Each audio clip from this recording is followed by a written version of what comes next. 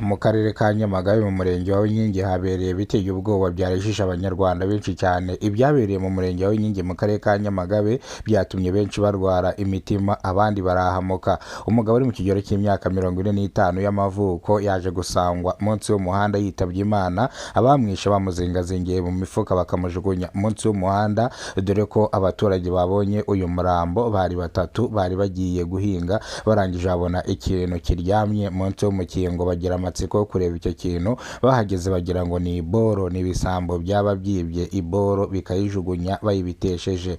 Mu kuhagera babanza kureka gufungura uyu mufuka, ariko bakanze bagira ngo ni inka bishe, bayishyira mu mufuka ariko baza kwanga gufungura, bacunga kurya no hakuno hirya no hino bavuga ati tubonye iboro. Mu gufungura hejuru babonye umusatsi, bakubitwa n'inkuba, umwe kwita hasi ahita agwa igihumure, undi nawe ahita avuza induru arasakuza. Abaturage barahurura n'inzego z'ubuyobozi zirahurura, n'ishami ry'ubugenzacyaha burihita rihagera, basangana umugabo witabye Imana witwa Karamage, wari ufite umuryango w'abana batatu, afite n'umugore. Uyu mugabo rero akaba yishwe kuri iki gicamunsi, hari ku itariki zisaga 24 zari z'ukwezi kwa gatandatu nibwo umugabo yaje kwicwa. Ishami ry'ubugenzacyaha ryatangiye gukora iperereza kugira ngo hamenyekane uwishe nyakwigendera, dore ko abamwishe bamwishe nabi, bamukase izosi bamutera icyuma ku mutima, birangira bamuzingazingiye mu mufuka bamujugunya hano. Dore ko abaturage babonye bino bavuga yuko yaba yiciwe ahandi akaza kujugunwa hano kubera ko nta maraso ahari na makeya,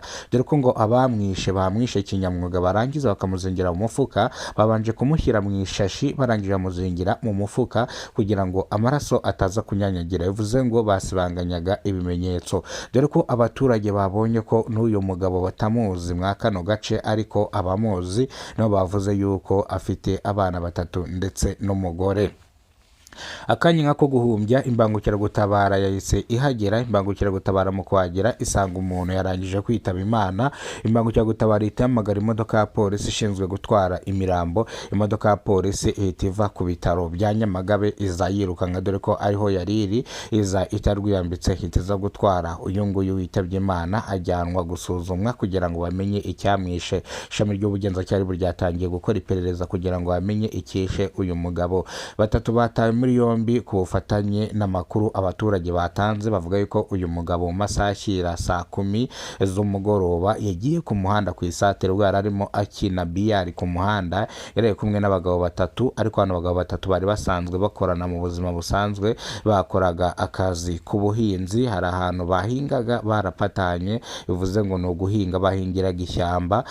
Hari ishyamba bari barapatanye amafaranga n'ibihumbi 200 by'amafaranga y'u Rwanda. Hari umusozi w'ishyamba, bazindukaga mu gitondo bakajya kuhinga, bakuhira ibiti kugira ngo bizakure neza, ariko bari kumwe nimugoroba bakina ariko banywa no ku gacupa. Bityo rero bano bagabo bahise bafatwa batabwa muri yombi, bakekwaho icyaha cyo kwabishe mugenzi wabo bakamwica urupfu rubi cyane. Abafashwe basobanura yuko mugenzi wabo batigeze bamwica, ahubwo bamusize mu kabari bakitahira, kuko bo bari babonye bwije, ahubwo we bamubwiye ngo atahe yanga gutaha. Bityo rero bo babwishe mu ry'ubugenzacyaha yuko bo nta cyaha bafite na kimwe, kubera ko naho bahuriye n'urupfu rwa nyakwigendera. Bavuga yuko ukuntu bamukundaga batakwifuza kuba bamwica, bitewe ngo bapfaga ngo amafaranga. Bavuze ko amafaranga batayapfaga, kandi bari barabahaye vasi y'ibihumbi 100 by'amafaranga y'u Rwanda, bayagabana neza, kandi ikindi bari basigayemo ibihumbi 100 iryo shyamba barangije kurihingira. Bityo rero bavuze ko batakwigera bamwica, kubera ko yari inshuti kuri bo,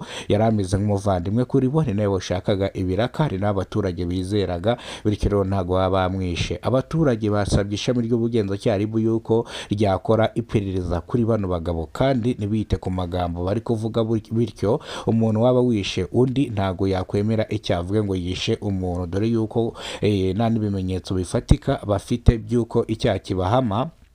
Bityo rero abaturage bavuze ko ahubwo bakoreho iperereza bitonze, babakuremo amakuru paka icyaha kibahamye. Ndetse kugeza mu gihanga ishami ry'ubugenzacyaha ryabataye muri yombi kugira ngo bakomeze gukorwa iperereza.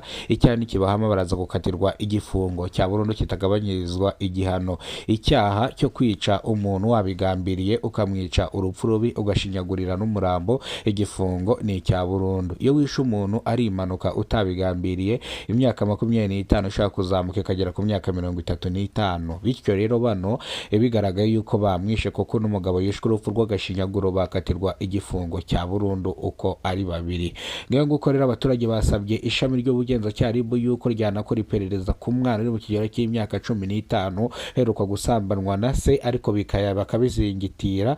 Ni iki kirego nikigere mu buyobozi ndetse umuryango we ukabihesha. Abaturage ntago bishimiye bino kuba umwana yarasambanyijwe na se, bakabihesha kugira ngo ise adafungwa, dore ko nyina w'uyu mwana avuga yuko ise w'uyu mwana yamusambanyije ariko babura uko byagenda kubera ko ngo uyu mwana niwe uyu mugabo niwe utunze umuryango. Bityo rero kuba yarasambanyije uyu mwana ntibimugireho ingaruka, nta mpamvu zo kujya kumutanga muri RIB. Ishami ry'ubugenzacyaha RIB ryavuze ko iki kirego batigeze bacyakira. Umunsi kino kirego cyaje bazacyakira bakore iperereza. Nimba uwo basambanyije ataraje kurega na nyina basambanyirije umwana naze kurega, nimba ari umwana wasambanye, nimba ari umubyeyi wasambanyije umwana we, iki kirego kikaba kitaraza kuri RIB, ariko RIB ivuga yuko iki kirego ni cyiza bazacyakira bakagikemura. Abaturage bakomeza bavuga yuko hano hari abagabo batitwara neza bafite imyitwarire mibi, bityo rero ishami ry'ubugenzacyaha RIB ryajya rikora iperereza ku byaha bigiye bitandukanye bikunze kubera hano mu karere ka Nyamagabe mu murenge wa Nkingi. Ishami ry'ubugenzacyaha RIB ryabwiye abaturage yuko ikibazo kizajya kivuka hano bazajya bitabaza ishami ry'ubugenzacyaha RIB, bitabaze n'ubuyobozi buri hafi nk'ingo zifitanye amakimbirane, nk'abantu ubona bashaka kurwana bavuga ngo bazicana, bajye bahita batanga ikirego hakiri kare ubundi bakinjiremo kugira ngo hatagira abicana bitewe nuko abaturage batatanze amakuru. Hari impfu nyinshi zikunze kugaragara z'abantu bicana byaratangiye ngo imagatanya, abayobozi bakanga kubaha agatanya bikarangira bose bicanye, ugasanga umwe yishe mugenzi we baranze kubaha agatanya bikarangira rero biyambuye ubuzima, umwe abipfiriyemo kubera yuko ubuyobozi bwanze kubaha agatanya hakiri kare. Ariko ubu ngubu ubuyobozi bwafashe umwanzuro ko umuntu uzajya ushaka gutandukana n'undi bazajya bamuhereza agatanya nta kuzuyaza, kuko buriya haba hari impamvu umuntu ashaka gatanya. Ngayo nguko rero hari mu karere ka Nyamagabe ni mu murenge wa Nkingi habereye amahano ngayo ngayo n'umugabo witabye Imana, babiri batawe muri yombi bakekwaho kino cyaha. Abaturage bahita basaba n'ishami ry'ubugenzacyaha RIB gukora iperereza ku mugabo wasambanyije umwana we, ariko ishami ry'ubugenzacyaha rivuga ko iki kirego ni cyiza bazacyakira bagakora iperereza, ubwo uyu mugabo agafatwa agatabwa muri yombi. Amakuru nakagaruka nimba bwo bwa mbere ugeze kuno muyoboro wa Kidasamura TV Rwanda, ibuka gukora subscribe ufungura inzogera kugira ngo uzajye umenya byinshi dukora.